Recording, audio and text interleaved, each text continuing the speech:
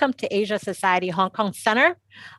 This is really a special day. We have a legend, a Broadway star or international star, and I'm such a big fan, and that I'm so happy that Miss Lea Salonga is joining us live from her home in the Philippines, and I am.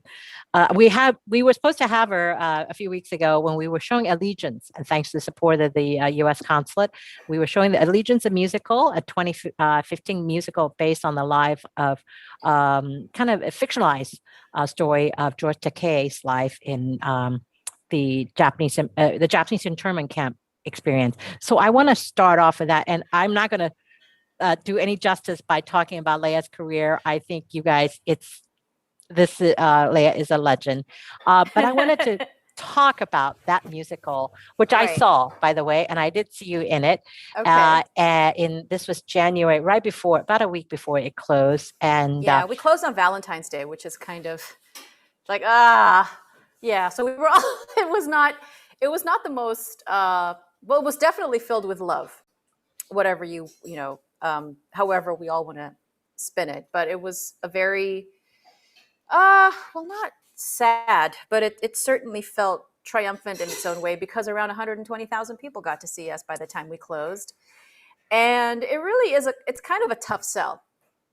And I mean, given the incidents of anti-Asian hate that are happening in the United States, it's like, yeah, we can understand why this would be a tough sell. And given that Asians in the United States are seen as perpetual foreigners, and given what happened with Pearl Harbor, which then kind of steamrolled into the Japanese American internment camp, which George and his family were brought to, and the humiliating experience that his family, along with 120,000 Japanese Americans, also experienced. It's an experience that isn't taught enough. It's something that folks that did study American history have no idea actually happened. There are a lot of dark chapters in American history that no one really knows about. And hopefully more of these incidents come to light, because in knowing even the less triumphant, less complimentary parts of history, do we then get a complete picture? And yeah, so it was something that all of us that were part of the musical felt important that we have to be a part of it. Just me as an actor of Asian descent and everybody else that was part of the show. It didn't feel like, okay, we're doing a Broadway show. Where's my paycheck? Go home, But it kind of felt like a mission, because all of us love George, and all of us, adore him and respect him and look up to him, because, I mean, he is one of those shoulders that we get to stand on, that whatever our success might be, it's because of folks like him. So, we felt it important to tell this story, whatever the outcome, however successful or to whatever degree, the show would get to. We didn't stay long on Broadway, which is unfortunate. As I said, we opened in like November, like in the fall, and then we closed on Valentine's Day, which is not really that long of a run, but we felt it important anyway. And we were able to film it for Broadway HD, and it's been screened. And so more people get to see it regardless of where they are in the country. So they have access to it. So what I love about it, and you're right, it wasn't that many people who saw it, and I think I saw it twice. Right. But I know the Asian American community came out and drove. But one of the great thing about it was 100,000 people saw it. Somebody asked George why it was a musical, and but why is Miss Saigon a musical? It's not actually that. Yeah, there are certain things that there are history. Music, yeah, and also music tends to get to the heart. I mean, you'll have an emotional response to music. It's not just a cerebral one. I mean, if you're going to do a play, I mean, sure, it is going to, get to you here, but it's almost like music has a direct line to it that maybe spoken speech may or may not have as well. I don't know. I mean, there's just something about a musical. I mean, for me, and I'm going to be absolutely and completely biased because musicals are what I do, and You I do it find. very well. Thank you. I just find it, I just find myself gravitating towards song, and sometimes I'm a little unsteady and unsure with speaking, but I'm absolutely in my comfort zone when I sing.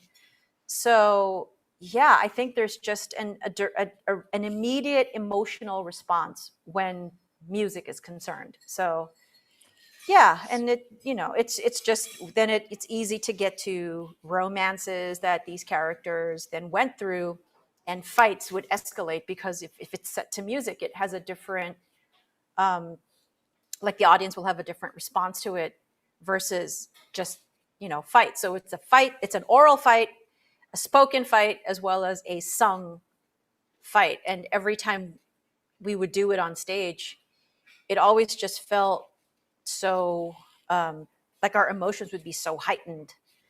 And yeah, and it would be like it would always feel, the stakes would always feel so high. um, so it all, we always felt invested in everything that we were doing. Well, I wanted to give the project we just talked about earlier a little bit of a plug. And because you performed this wonderful song, I grew up watching musicals, and one of my favorite musical was South Pacific. Right. And the song that resonated with me when I first watched well, it wouldn't have been a musical; it was a movie. It was the song "You've Got to Be Carefully Taught." Right. And we at Asia Society Hong Kong, with the permission of the Rogers and the Hammerstein organization, and with the help of David Henry Wong and others, changed the lyrics a little bit and to make it more positive. And you and our colleague, I want to thank Joy Alampai from our Asia Society Manila Center and Philippine Center for turning what started as an Asia Society Hong Kong project into even a bigger project. Is the you got to, and I'm hoping everybody will Google it and Instagram. It's in Instagram. You've got to be carefully taught, the version that came out today or yesterday in Manila. It was today, yeah, because I know I was posting links so today. Happy. Yeah. And because of your posting, I think the numbers went triple. Is what Joy said. But songs like that, I've always felt, musical or the importance of teaching, and whether South Pacific or The King and I and you, Princess Yasmin. I mean, in terms of um your voice, you are Right. so, you have such a beautiful voice, and you Thank started you. your career quite young in, Yeah. we know Miss Saigon has its controversy Yeah. with the Asian Americans, but it's still a beautiful story nonetheless. And kind of your career, and you also were one of the first Asian to play Eponine Right. Wesen. Eponine Wesen, and this is before Hamilton, okay? Yeah. And but how did you get there? And you're such a role model, like George, in that, and in fact, when we had the event at Asia Society, two young lady came up and they were so disappointed, and I know they were in the audience, and they said you were their you're the role model. You're the reason they're in the program they are. I believe they're performers and singers. So how do you inspire? I mean, you now have a role. You started young. Yeah. And now, and you've been on and off Broadway, West End, as well as, and I've heard you in a concert here in Hong Kong. So how do you continue to inspire and, set your goal? Because your profession wasn't that Asian friendly until recently, and No, it we won't wasn't. even talk about we won't even talk about Hollywood, but Broadway, and you pioneered it. So talk about that experience a little bit. Oh gosh. You know that there's so much of it, I think, that I could probably, credit to just being in the right place at the right time. Certainly the audition for Miss Saigon, that was the case. I mean, they were looking for a very specific vocal type. They were looking for a very specific, I guess, look. I don't know. But yeah, I walked in, I sang, and then I just kept getting called back and called back. So I think part of it was that I was lucky. Part of it was that I was exactly what they were looking for, which feeds into the luck. And then it just kind of steamrolled from there. But it wasn't until Les Mis that I think that's when it really hit me, because for an Asian to be playing an Asian role is really not much of a stretch. So for me, Correct. as a Filipino person, to play a Vietnamese character, it's like, oh, okay. I mean, a Southeast Asian playing another Southeast Asian, I mean, that's fine. However, it was with Les Mis that the stakes felt like they were raised a lot. I was submitted by my agent at the time to audition for another show. And 10 minutes later, after he called me to say that I had this appointment, he called back to say, oh, they're not going to see you because you're Asian. And this was after I got my Tony. So I'm like, well, there's the value of that, you know? And so that was my rude awakening. But then not long after that, I got called into a meeting at Cameron McIntosh's office. Richard J. Alexander, who was working for Cameron at the time, you know, sat across from me at the in their conference room and said, we want to cast you as Eponine in Les Mis on Broadway. And you're going to play for 3 months. It's for the winter season. And I'm thinking, if this is stunt casting, fine. If that is, you know, to get folks through the difficult winter months, it's okay. They do it for other shows, and it's a tactic that does work. But I took it upon myself to not think of it that way. And I wanted to.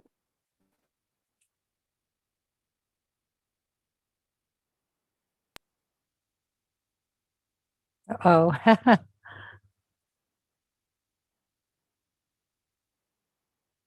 sorry, we're having some difficulties.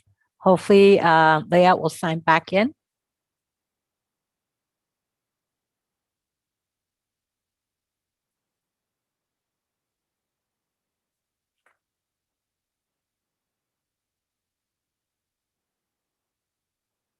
Okay, are we having apologies for the video difficulty? I know we're going to have Leah back shortly.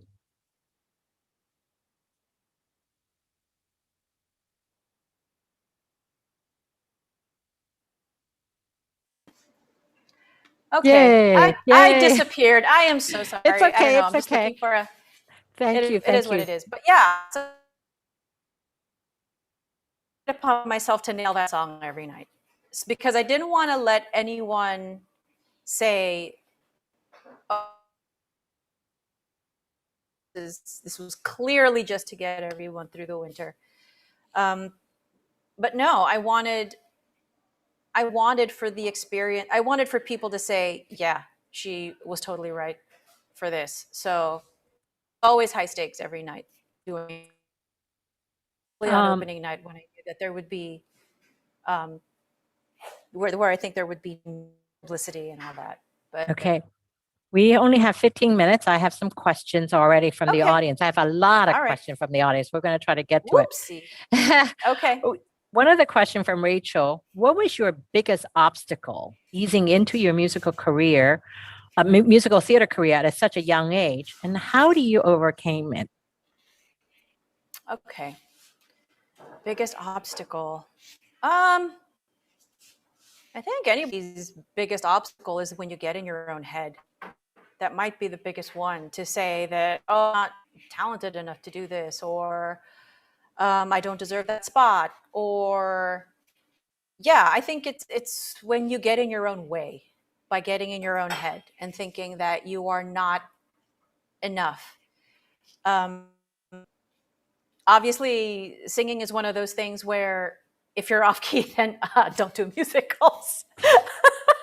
But but then you have to figure out if doing any of this kind of stuff is right for you. It's you figure out where you belong, and once you determine that, do everything you can to do it well and prepare and practice and get into really good physical shape, because it's hard to sing when you're not. And to always just keep in mind that I just saw a graph of this, that your best on one day is not going to be your best on another day, and it might be better than your another day. So to always do your best on whatever given day that is will always be enough. So Mhm. just get out of your own way, get out of your own head. Sometimes the worst enemy we have is ourselves, and Well, self-sabotaging our this question is very interesting from Anonymous. Miss Leah, you've always been an optimist, but how do you push through your worst time? Oh, I don't know. Sometimes listening to music helps, something that uplifts my spirit. Um, these days it's been BTS. I'm not gonna lie. Okay, all right, that's good to know. Somebody laugh at me. I'm sure that there's ARMY in that's this great. audience. So go and laugh. That's good to know. It's really good, and the music is a lot of fun, and they're also representing people that look like us, and for them to, they were at Billboard Hot 100 4 weeks in a row, and I'm like, it's Asians doing this, and they matched the record that Aerosmith set for I Don't Want to Miss a Thing. If they're at number one for one more week, then they're the ones that hold the record. So it's, for a lot of people in this region, looking at them, it inspires me as well, because they're representing an entire, race of people. And for us to be looking at them and succeeding during a pandemic is incredibly They're helping us inspiring. too, for sure. Yes. Yeah, they are. And, they're fighting the hate with love and with positivity and with great energy and with music. And they're all really, really cute. So that doesn't hurt. It doesn't hurt. Yeah, it doesn't hurt. And, redefining masculinity. And they're just fantastic. Great. So Well, I look at somebody like that and it makes me happy. They were our Asia Society Game Changer last year, so I know we were very proud to honor them. And I'm going to be nominating somebody I love for our next one. So be prepared. But one of the questions we have from another audience members, have you faced discrimination directly or indirectly while becoming, an actor? While becoming one, I spent pre-Miss Saigon, my career in the Philippines. So there's no discrimination here because, well, duh. It's after Miss Saigon, with the example that I mentioned earlier, with being told, oh yeah, you can't audition for this role because you're Asian. But the tables kind of turned when they cast me as Eponine in Les Mis, and then later on I got to Fantine. And the cool thing was that when I did Fantine and Les Mis, which was the first revival on Broadway in like 2006, 2007, I joined the cast in 2007. The cast was multiracial, and to prove a point. And I really loved that, because race was not that extra character. So it was Hamilton casting before Hamilton. Because race was not another, that uncredited character in the show, we could just tell the story with absolute authenticity and casting the best voices and the best people to do these roles, regardless of the color of their skin. And it didn't matter.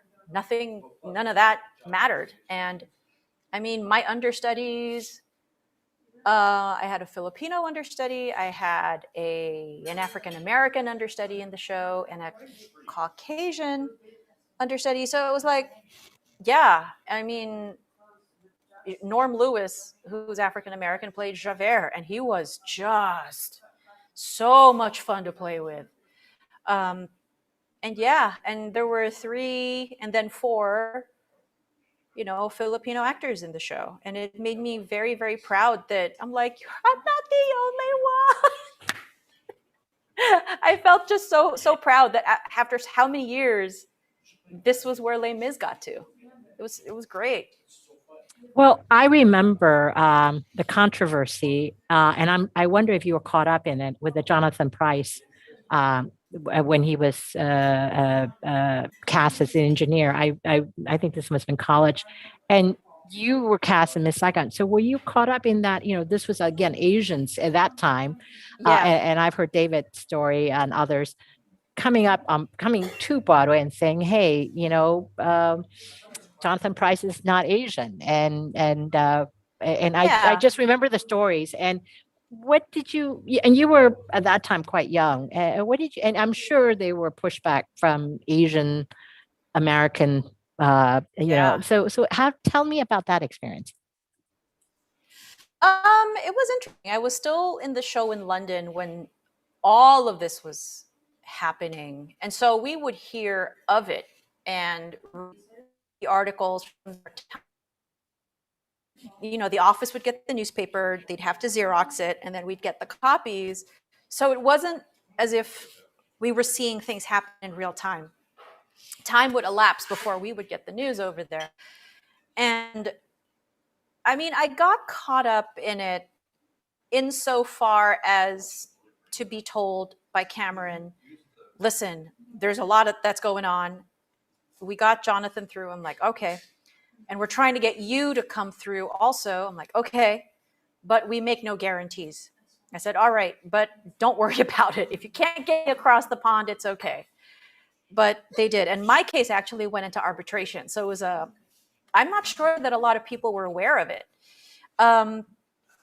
It was just one of those things that because I was not an Asian American, I didn't have the American as part of my description, that was going to be a hurdle. So my case actually went into arbitration. And I remember all the documents that were like this thick, Wow. that were given to me actually by the lawyer that handled the case. And like as an interest souvenir of what it took to get me to Broadway. But yeah, I do remember getting caught up in it, and I do remember the bits and pieces of the controversy. There was a lot of controversy, and it wasn't just our casting; it was the subject matter of the show. But there was a lot about how Nicholas Heitner directed the show, also that I appreciate now. That yes, it was a bar scene, but how he directed it was that you see the girls' backs, in that whole Welcome to Dreamland sort of sequence. You see the girls' backs and you see them in all these different positions, but you see the faces of soldiers as they're coming down, and you see them drunk, you see them probably high on something, but you don't see them you don't see them heroic. You don't see the Americans as heroic. You see them as imperfect, predatory humans. And it's only when I became a much older adult that I appreciated the direction. It's like, oh wow, you were literally putting holding a mirror in front of the audience. It was intelligent and it was subtle, and I don't know that anybody realized what was happening, but I thought it was brilliant later on, and it's a piece of direction that I appreciated from Nick. Yeah. We have a lot of question here about your favorite role or play. The role that and also what you've learned from it. So, any particular role that it's your favorite? It's kind of hard to pick a favorite. It would be like picking amongst my children, so I don't like picking a favorite. So I just say that the favorite happens to be the last role that I got to play, and that was Mrs. Lovett in Sweeney Todd. Oh, I would have loved to see that. It was so good. And all of us, it was a difficult, sometimes torturous process, because Sondheim's music is difficult. It's challenging. But when you get through it and immerse yourself in that world, it's, my God, when you come out the other side, you feel like it's like going through the gauntlet and surviving. But we all felt triumphant. We all had a great time. It's a show I would absolutely do again. All right. Just because I had the best time. I saw in New York. I think that was one of the last plays I saw in New York where they had Sweeney Todd. I think it was off Broadway, and they actually served Barrow meat Street? pie. Yeah. Yes, and I went to see that one. I saw that, and I thought, oh, I would love to be able to do that here in Hong And Kong. that casting too. Oh, but it Yeah. was only 4 or 5 musicians, and it was very intimate. Yeah. And you're sitting there It's great. eating the meat pie. 8 people in the company. Yeah. And so, okay, you've given me an idea, something to work on, because yeah, I just feel storytelling in terms of the musicals has been so powerful. And I think the world is just so dark. And I have to say, when I get depressed, is hearing we had we had some of the stars here in Hong Kong recently, and it is playing these musicals, the songs, and it just kind of gets me through the pandemic and the depression and all that. And it's not BTS. I'm not. I think they're wonderful, but I think for me, my generation, it's certainly you and many of I can hear Les Mis and Hamilton or any of that over and over again. Yeah. But in terms of right now, your role, and I think I mentioned I missed you on Once on This Island, which I would have killed to see you in it. But a beautiful play done in a really interesting, it's so gorgeous, interesting theater, the way it's done. And are you interested in directing yourself? I mean, and have you been doing that? Because I think with your vast experience, maybe, I don't know. I mean, I've been asked a few times, even by like director friends, like, do you have any intention of directing? I'm like, maybe. I mean, I don't have the greatest itch in the world to do it at the moment. But I have been coaching as far as helping music theater actors to interpret and get emotionally connected to the material that they're choosing to sing. I've done master classes. So for the last few years, that's kind of what I've been able to do. And I mean, even with the pandemic, I've been doing that. But as for directing, I don't know. It may be something that I'll definitely be interested in, but at the moment my focus is still on performing. I don't think I'll ever get tired of it. But yeah, the idea to direct has been planted previously. So we'll see, and we'll see what kind of projects I'll get to do. And yeah, we'll see what happens and see if I like it, and if I don't, then I just keep on performing, which is definitely like the greatest thing for me. Well, okay, so what next? I know with the COVID, everybody is locked down, traveling is not an option, but what project? Not really, no. What project are you, once this is over, what would you like to do? I guess that's the best question. Well, I know that I'm supposed to be getting back to touring next year. It happens around the spring, so that's around April, May in the United States. I mean, things are opening up already over there, and folks are getting vaccinated. I already got my first dose, so by the time I get back to the United States and start working again, I'll be fully vaccinated. So I'll have some peace of mind as I move around, and hopefully other people will feel the same way.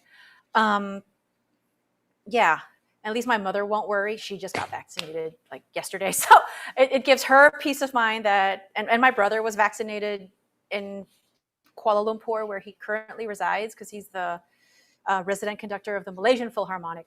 So I think as a mom, she's very happy that both of her children and our families have been taken care of.